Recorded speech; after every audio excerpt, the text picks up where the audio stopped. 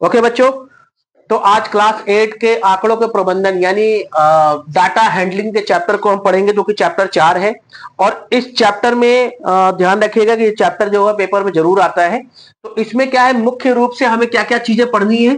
एक है एक चित्र आलेख जिसको हम पिक्टोग्राफ बोलते हैं, एक दंड आलेख जिसको हम लोग बार ग्राफ बोलते हैं, तीसरा है द्विदंड आलेख डबल बार ग्राफ, और चौथा है वृत्त आलेख यानी सर्कल ग्राफ। ठीक है, सर्कल ग्राफ में एक पाई चार्ट बनाना इंपॉर्टेंट होता है। पाई चार्ट आप बना लोगे तो फिर उसके बाद सर्कल बनता है। तो ये सारी बातें अभी हम आपको तो बच्चों, पहला जो हमारे पास है चित्र आलेख पिक्टोग्राफ, यानी इसमें क्या होता है, पिक्चर दिखाई जाती है। ठीक है, इसमें ग्राफ में पिक्चर दिखाई जाएगी, आप देखोगे ना। तो पेज नंबर जो आपका इसमें दे रखा है 39 में नीचे ही दे रखा है चित्र आलेख। तो चित्र आलेख में चित्र बने होते हैं, इस तरीके से चित्र बने होते हैं, और इन चित्र के द्वारा इसमें आलेख समझाया जाता है। तो ये इतना इंपॉर्टेंट नहीं है। एक्चुअली क्या है कि ये चीजें आपके पेपर में इतना नहीं पूछी जाएगी, लेकिन हाँ, इसके बाद जो अगला है वो है दंड आलेख। तो चित्र मतलब इसमें चित्र बना के आपको आलेख दिखाना है। आलेख का क्या मतलब होता है, एक डिजाइन, एक मतलब आंकड़े हैं आपके पास ढेर सारे, उन आंकड़ों को एक शीट पर दिखाना, उसे ही कहते हैं आलेख। एक पेज पे पूरे आंकड़ों का ब्यौरा देना उसे आलेख कहते हैं। यहां पर आलेख क्या है, एक दंड आलेख। जैसे दूसरा जो हमारे पास आलेख है उसका नाम है एक दंड आलेख। देखिए, ये पेपर में पूछा जा सकता है, एक दंड आलेख।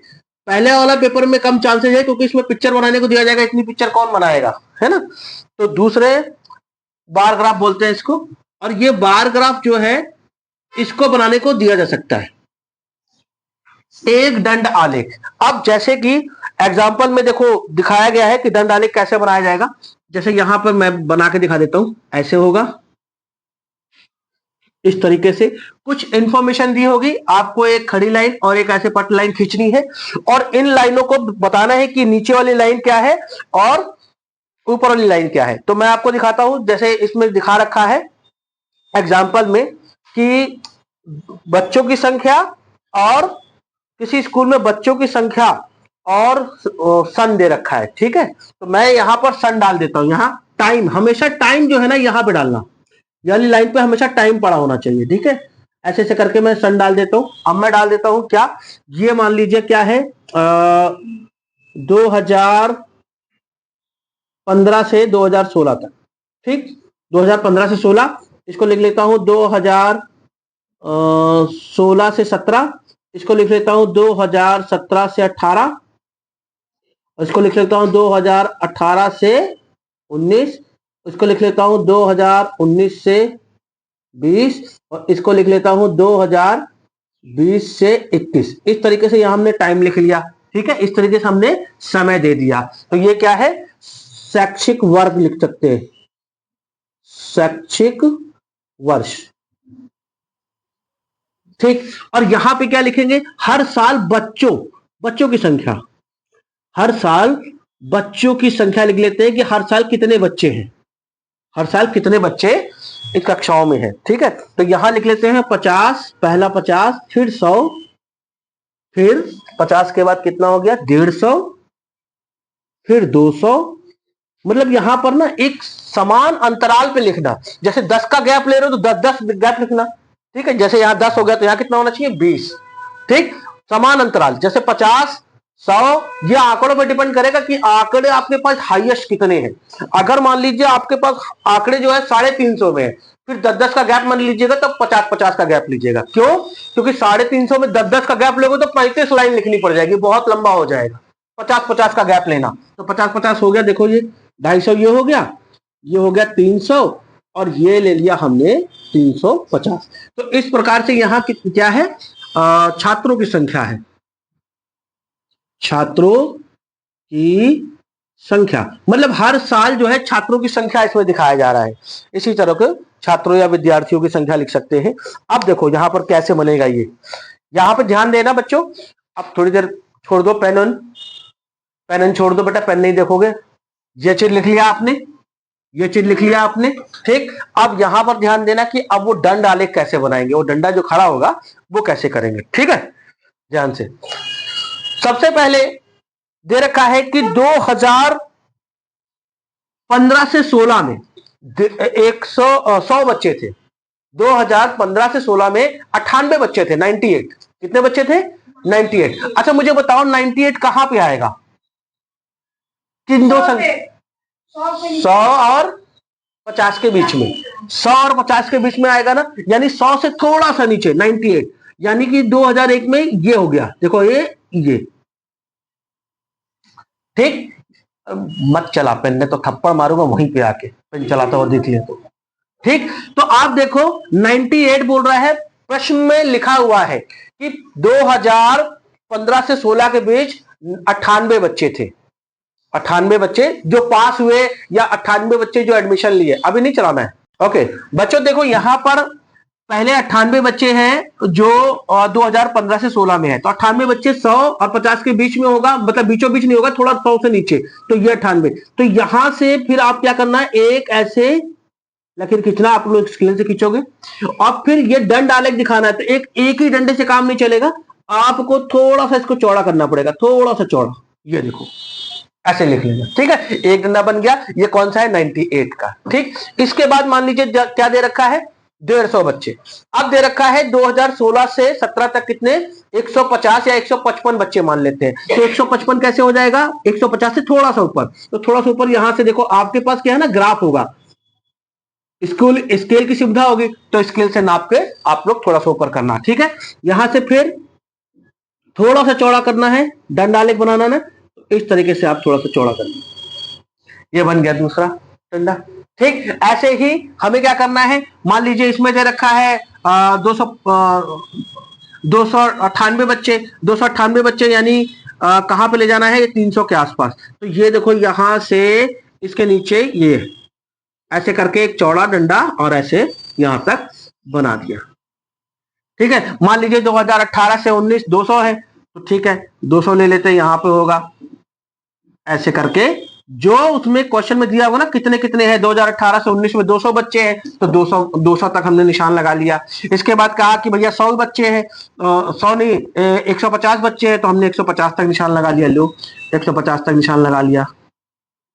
ये दंड आलेख बना रहे, क्या बन रहा है बेटा? दंड आलेख। तो आलेख समझ में आ गया कैसे बनेगा। अब मान लो इसमें 300 350 बच्चे हैं, तो 350 ले जाते हैं वहां तक। ओके बच्चों, तो दूसरा जो आलेख है उसका नाम है द्विदंड आलेख, यानी डबल बार ग्राफ। इसके बारे में बात करेंगे। इसमें क्या है बच्चों कि इसमें दो सूचनाएं आपको दी होंगी, एक साथ दो सूचनाएं दी होंगी, और उन दोनों सूचनाओं को दिखाना है दो दंड आलेख के द्वारा, यानी दो दंडों के द्वारा, ठीक है। तो मैं आपको बताता हूं कैसे कैसे। जैसे मान लीजिए आपके उदाहरण में दिया हुआ है कि 2006 और 2007 में हर विषय के बारे में बताया गया है कि गणित में, सामाजिक विज्ञान और विज्ञान, अंग्रेजी और हिंदी में बच्चों की परफॉर्मेंस कैसी है। तो 2005 में कितने बच्चे, 2006 में कितने बच्चे गणित में अच्छे थे, और 2007 में कितने बच्चे गणित में अच्छे हैं। तो दोनों सूचनाएं एक ही बात देनी है। तो इस तरह का ग्राफ कैसे बनाएंगे, देखिए यहां पे ध्यान से ऐसे बनाएंगे। यहां पर नीचे क्या लिखेंगे? गणित। यहां पर विषय लिखेंगे, गणित हो गया, यहां पे लिख लिया अंग्रेजी हो गया, ठीक है। और यहां लिख लेते हैं हम लोग विज्ञान हो गया, और यहां लिख लेते हैं सामाजिक विज्ञान हो गया, और यहां लिख लेते हैं हिंदी। इस तरह से हमने यहां सब्जेक्ट लिख लिए। यहां पे हमने बच्चों की संख्या लिख ली 50 100, उसके बाद ले लेते हैं हम लोग 150 50 50 का गैप, एक गैप समान होना चाहिए बच्चों, यहां पर गैप आप समान लेना, ठीक है। जितने भी बच्चे दिए हो आप देखना कि मैक्सिमम नंबर कितने दे रखे हैं। तो यहां पर 300 बच्चे मैक्सिमम दे रखे हैं, तो हम क्या करते हैं 50 50 का गैप लेके 300 तक के आंकड़े लिख लेते हैं। तो इस तरह से हमने आंकड़े लिख लिया। इसके बाद क्या कह रहा है, 2005 2006 2006 और 2007 में गणित में कितने बच्चे अच्छे अच्छे हुए थे। 2006 में गणित में 100 बच्चे बढ़िया थे, लेकिन 2007 में गणित में 200 बच्चे अच्छे थे गणित विषय की। ये गणित विषय की बात कर रहा है, ठीक। ये हमें दिया है, ये पेपर में दिया है, क्वेश्चन में दिया है कि ये है। उसके बाद अंग्रेजी की बात करें तो अंग्रेजी में कितने बच्चे अच्छे थे। तो अंग्रेजी में मान लीजिए 150 बच्चे 2006 में अच्छे थे, तो 250 बच्चे 2007 में अच्छे हो गए। उसके बाद हम बात करें कौन सा, विज्ञान। विज्ञान में 200 बच्चे अच्छे थे और उसमें 250 बच्चे अच्छे थे, ठीक है। इसके बाद हम बात करें कौन सा हो गया, सामाजिक विज्ञान, एसएसटी जिसको बोलते हैं आप लोग। इसमें 300 बच्चे अच्छे थे और 250 बच्चे, ठीक। 300 2006 में और 250 उसमें। मतलब अच्छे और बुरे कैसे चेक करते हैं, मतलब रिजल्ट के हिसाब से, है ना, कितने बच्चे रिजल्ट में अच्छे नंबर लाए थे। यहां पे हो गया भैया 200 और फिर ले लेते हैं 150। इस तरह से परफॉर्मेंस दे रखी है, ये क्वेश्चन में आपके दिया होगा। अब देखो पहले हम गणित वाले पे चढ़ेंगे, तो गणित वाले में 100, 2006 में कितने 100, तो 2006 में 100, तो 100 कहां, यहां, तो 2006 में हमने ये बनाया, ठीक है बच्चों। तो इसमें ये सूचनाएं आपके क्वेश्चन में दी होगी कि गणित में 2006 में कितने बच्चे पास थे और 2007 में कितने बच्चे अच्छे थे, मतलब पास का मतलब अच्छे हो गए, और अंग्रेजी में कितने अच्छे थे, और विज्ञान में इसी तरीके से दे रखा है 2006 और 2007 की। तो द्विदंडालेख में क्या दिया होगा बेटा, दो सूचनाएं आपको दी होंगी और दोनों सूचनाएं एक ही बार ग्राफ में आपको दिखानी होगी। तो कैसे दिखाएंगे, देखिए गणित में 2006 में कितने बच्चे थे बच्चों, 100, तो हमने क्या किया, 100 तक निशान लगा दिया, ये देखिए 100। और कोशिश करिएगा एग्जाम में यहां पर 2 पेन का इस्तेमाल कीजिएगा, देखिए 100, ये हमने कितना किया, 100 का एक डंडा बना लिया, ठीक।